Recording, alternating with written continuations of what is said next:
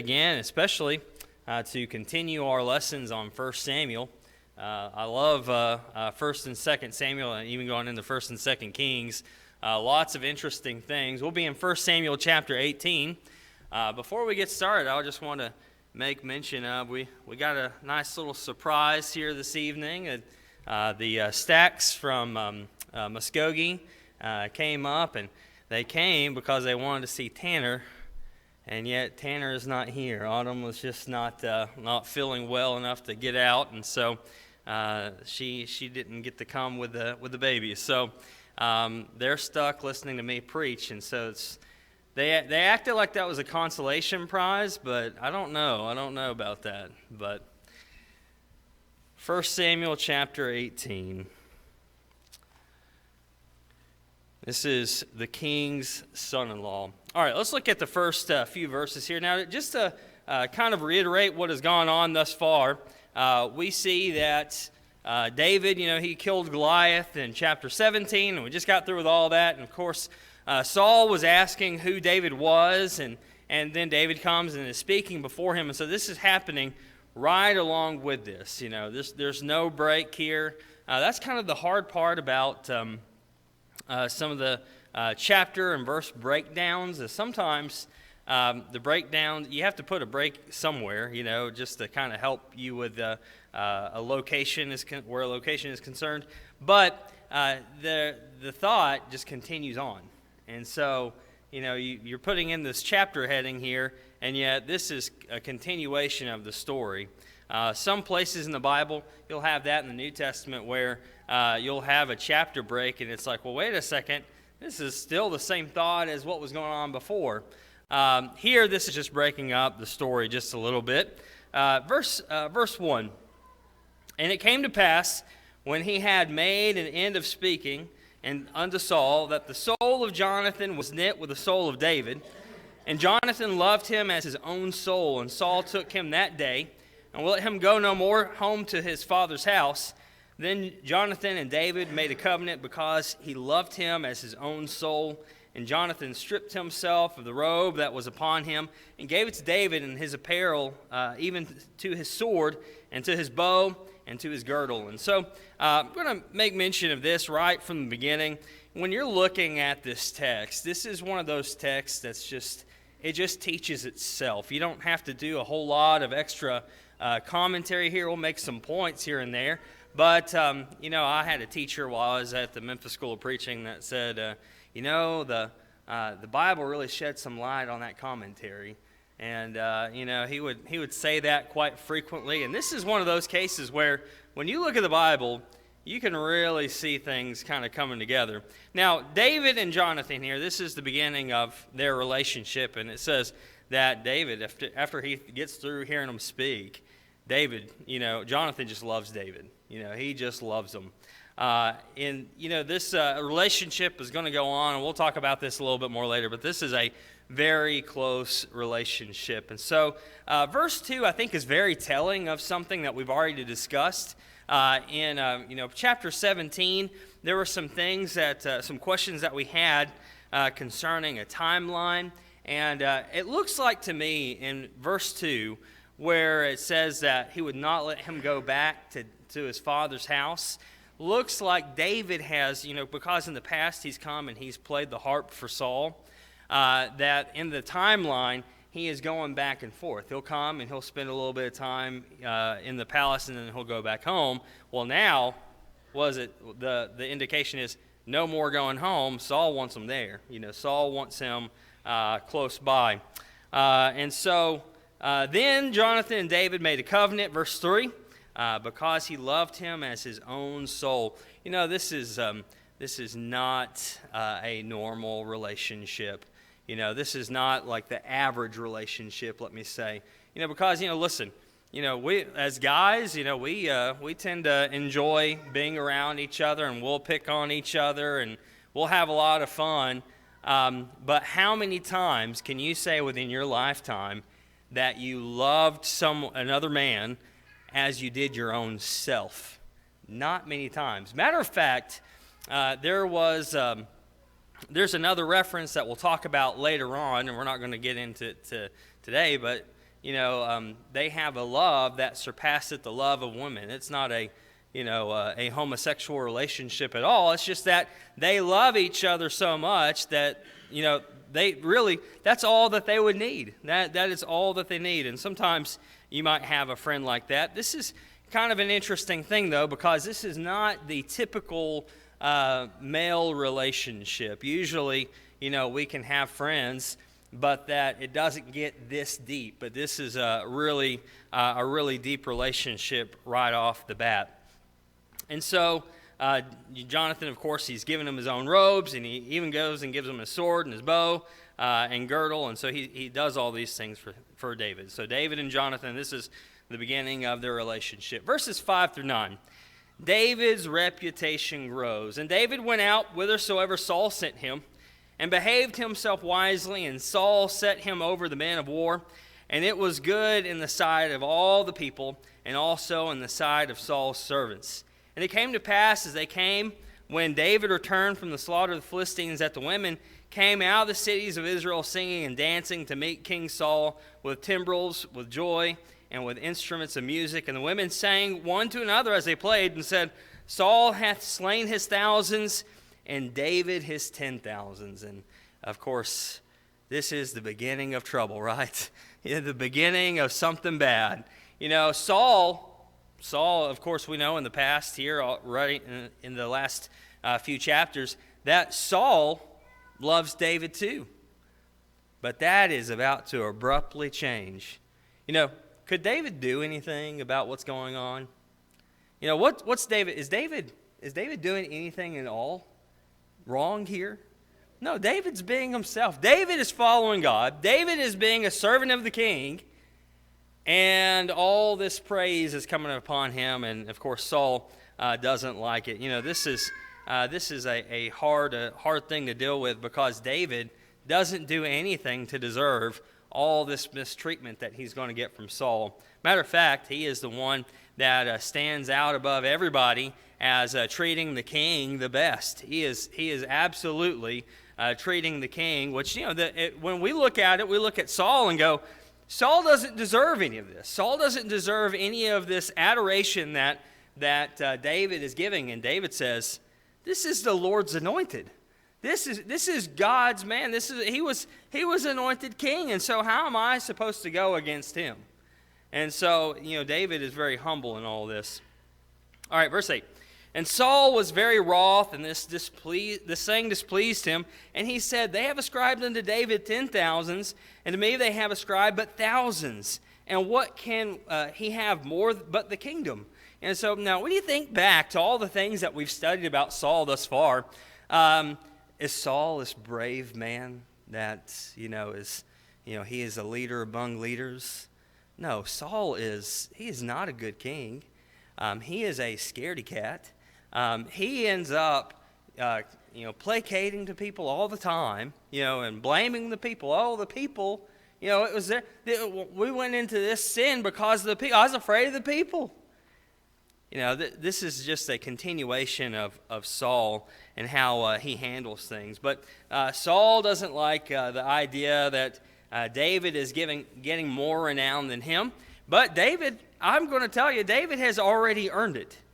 Saul has not done as much as David has in this short period of time.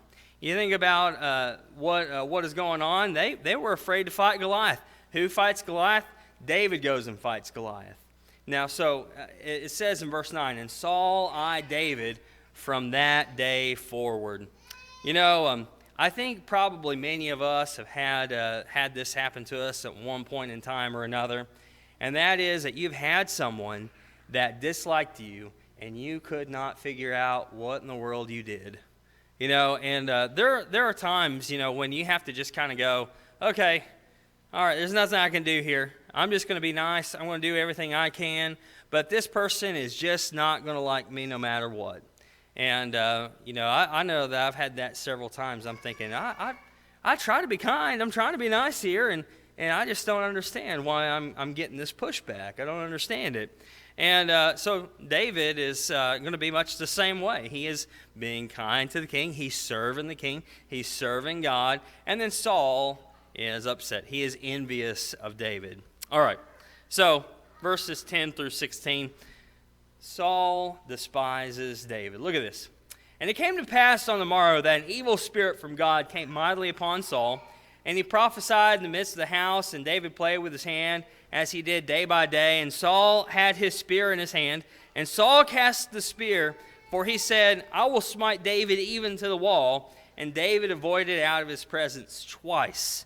Now, I can't imagine this, you're just minding your own business, and all of a sudden, you have a man hurtling weapons at you, and you're having to dodge them. I remember being, a young child and going to VBS, and they did this at VBS, and they had some people that got up on, up front, and they had one man as David, and then another man took a spear and just, threw it at him. Of course, it was just like a broomstick or whatever, but, and I remember as a kid going, thinking, oh, this is kind of scary, thinking, you're just minding your own business, and all of a sudden someone's hurtling a weapon at you.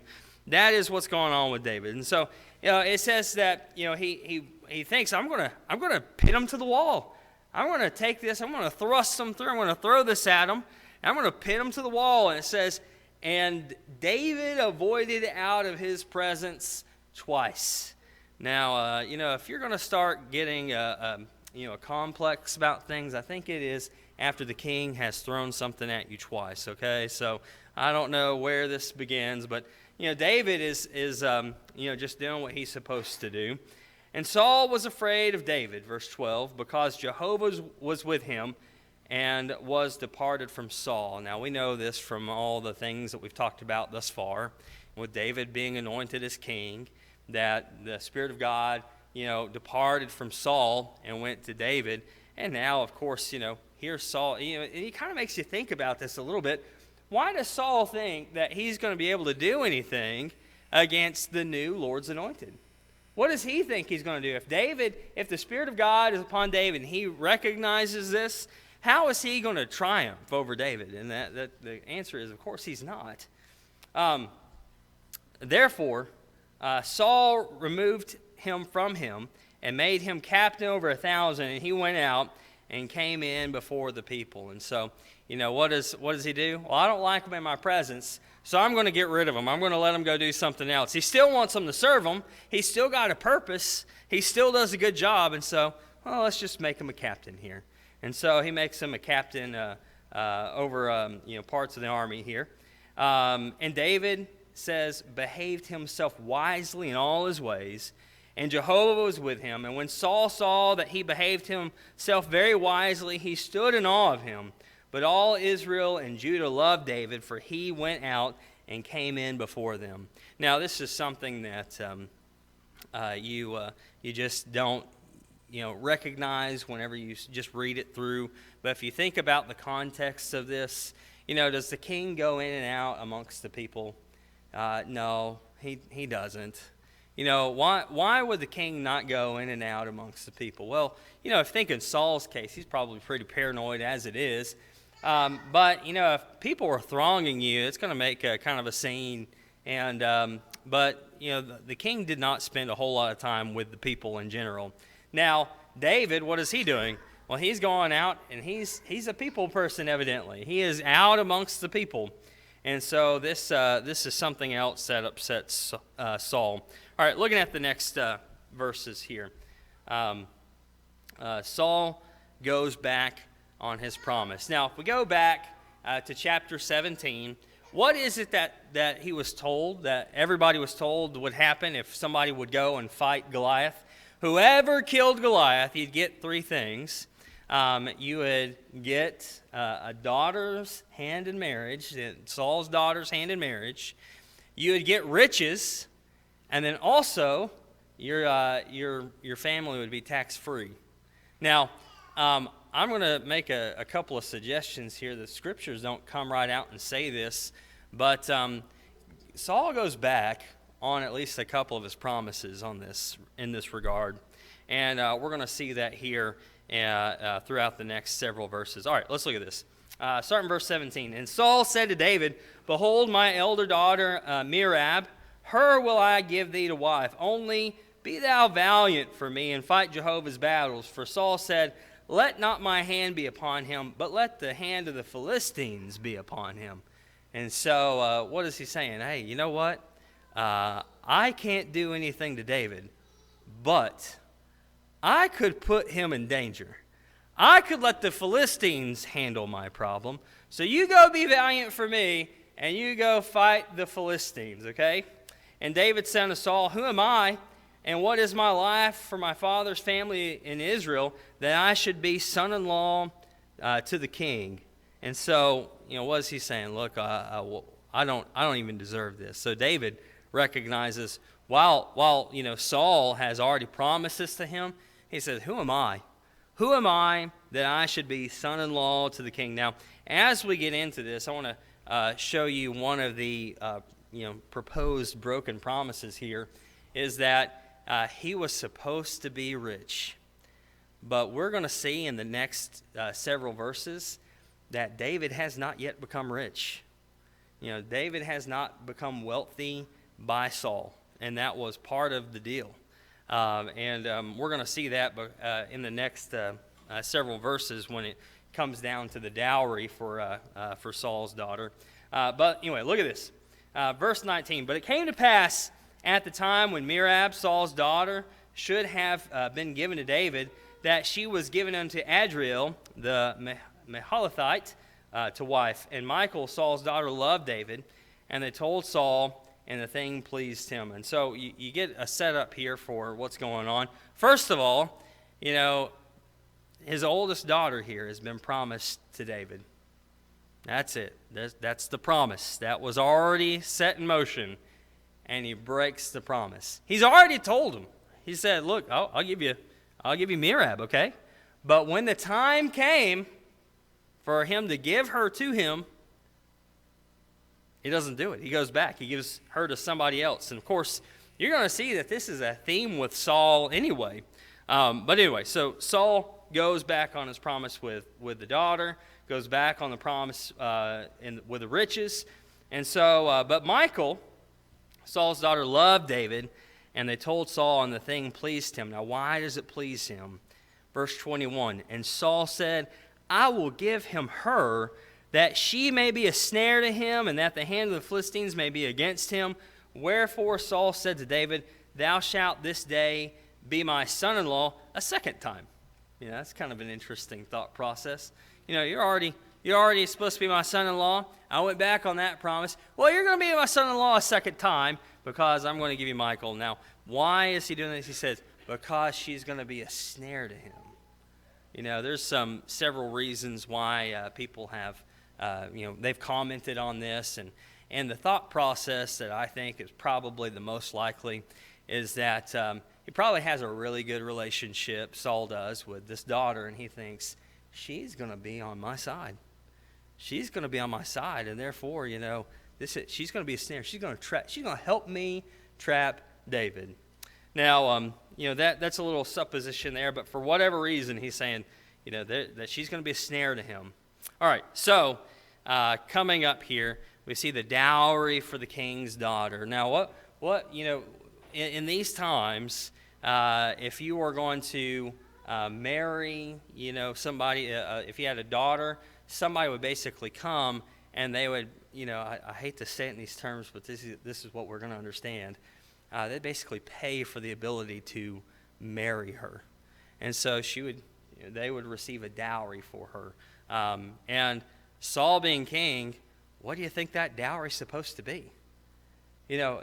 Probably a lot of money, right? Probably a whole lot of money. A lot of times what you had happening is that king's daughters would go off and they would marry other king's daughters from other nations, kind of binding them together and making those pacts together. And so, that's these dowries would go with it. Hey, you can give us a little bit of money here, and then we'll have a little bit of peace between us because, we're two families coming together. And that was a lot of the thought process. But they still had a dowry. They had money coming in. And so the dowry for the king's daughter. But what is it that David is going to do?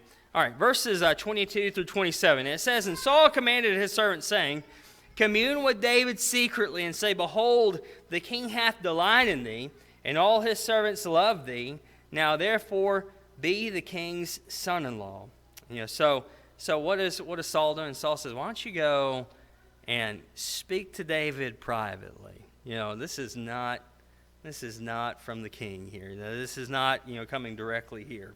And Saul's servant spake those words in the ears of David, and David said, Seemeth it to you a light thing to be the king's son-in-law, seeing that I am a poor man and lightly esteemed? And so he said, I can't afford this. And so again, going back, what was it that Saul was supposed to do for David? Riches. That was a part of this. Riches, the daughter, and then, tax-free. I don't know about this tax-free thing, but listen, he at least two of these he doesn't have. He just doesn't have them. All right, so I'm a poor man and lightly esteemed. He's look, I'm nothing here. I'm nothing. All right. And the servants of Saul told him, saying, On this manner spake David. And Saul said, Thus shall ye say to David, The king desireth not any dowry, but 100 foreskins of the Philistines to be avenged of the king's enemies. Now Saul sought to make David fall by the hand of the Philistines. Now, this is kind of a bloody thing here. But this is just kind of showing, hey, look, I have killed all these men, and listen, if you don't understand what's going on here, go and ask somebody that you trust. Don't ask me, okay? I don't want to have this conversation with you. Go ask a man that you trust, and you'll be able to get this. But anyway, moving on. So he's supposed to get 100 foreskins of the Philistines. So he's going to have to kill 100 Philistines in order for this to happen.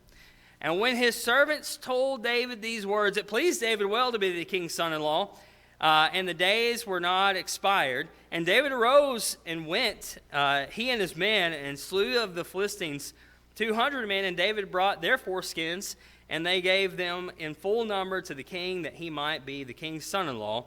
And Saul gave him Michal, his daughter, to wife. Okay, so, when you look at all this, he said, I don't have any money. I'm just a poor, lightly esteemed person here. I don't have anything. What can I give the king for his daughter? And they go back, they report to the king. The king says, oh, hey, you know what?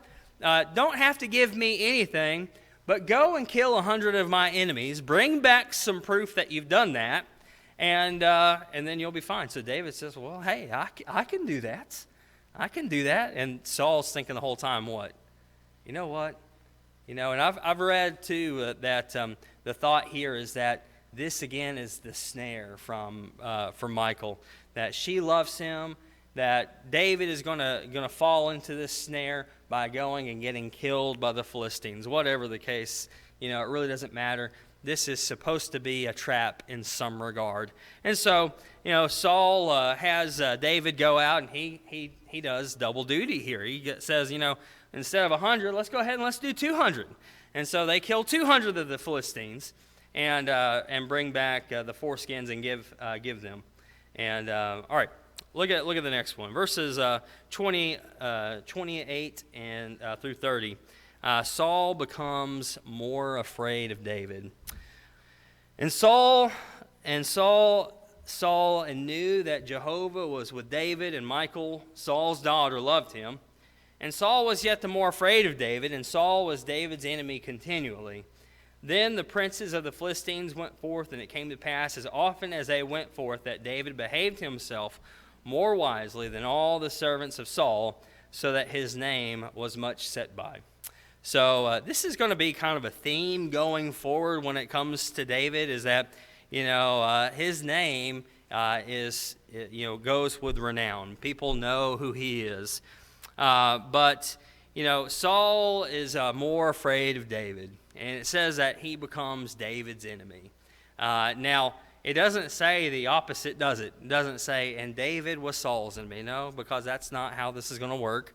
David does not become Saul's enemy. David is on Saul's side really all the way to the end, and even after Saul's death. But Saul becomes more afraid of David. Why? Because David is just being himself. David is being wise. David is just behaving himself wisely. Now, that's the underlying theme here of this chapter, is that David is just behaving himself wisely. Wiser than anybody else around him. There are times where you meet somebody. I remember when I was in preaching school, I was in my early 20s, but there was a guy that came in, and he was 18 years old. I think he turned 18 while we were there. And I was like, man, this is pretty interesting. But he was so wise for his age. I was just amazed by him. I thought, man, matter of fact, we named Timothy, his middle name, after him, because we thought, we want our children, our young men, to be like this. We want them to behave themselves wisely like this young man. Now think about this. That's what David is doing. David is behaving himself wisely. And so that is the main application here. When you look at all this, there's a lot to be said about the wickedness of Saul and overcoming great odds, but we've already mentioned some of those things. But we see here on at least two occasions that David has behaved himself wisely. Let's think about some passages that go along with this. In James chapter 3 and verse 13, it says, "Who is wise and understanding among you? Let him show by his good life his works in meekness of wisdom." And so, what? We need to show, ourselves to be wise. We can't just go and say, oh, we're wise. You can't just say, I'm a wise person. I've had people tell me that. They go, oh, well, I'm very wise. And I've had people try to tell me that and say, you need to listen to wisdom here. And you know what? Please don't ever do that to me, because you know what I'm going to do immediately? I'm immediately going to shut down. Don't say you're wise. The scripture's pretty, explicit about that one. If you say that you're wise, you're probably not. So David doesn't go around saying, you know what, I'm a wise guy. I'm wise. Everybody look at me, I'm wise. What does he do? He behaves himself wisely. And that's what we see here. How do we show our wisdom? We show our wisdom by the way that we live. We show wisdom by having understanding and showing understanding. In Proverbs 2 and verse 6, it says, "For Jehovah giveth wisdom, out of his mouth cometh knowledge and understanding." Wisdom comes from God. It doesn't come from anywhere else. There is a wisdom of this world, but we don't really care about that. We want the wisdom that comes from God. That's what really counts. And so we want that. We gotta go and get wisdom. Now, how are you going to get wisdom? If wisdom is coming from God, how do we get wisdom? Now we go and we search the scriptures for it. In Proverbs 16 and verse 16, "How much better is it to get wisdom than gold, yea, to get understanding than is rather to be chosen than silver." You can have all the riches of this world, but it is way better to have wisdom, to have understanding. And then Proverbs 19 and verse 8, "He that getteth wisdom loveth his own soul. He that keepeth understanding shall find good." And I think this really indicates a lot about David's life. Does David do everything wisely? No. There are some definite pitfalls here, and it starts to happen, pretty soon. It's not nearly as bad as what Saul does. Saul is just right off the bat, terrible king. But when you look at David has some pitfalls here and there. But David, by and large, he is an understanding person. And then what happens to the things that he does? He's blessed. And I think that's a good lesson for us. If we behave ourselves wisely and we follow God, we're a servant of God, then we are going to be blessed. It may be that you're sitting here this evening and you're thinking, I've got some things going on in my life. I have not been behaving myself wisely, and maybe you need some prayers that you can be helped out with that. Maybe you just need to sit down and talk. We'd be glad to do that too. Maybe you've not yet become a Christian, You need to hear, believe, repent, confess, and be baptized in order to do that. If you want some more explanation, need some more explanation of that, we'd love to help you out with that. Otherwise, the invitation is yours. Please come as we stand and as we sing.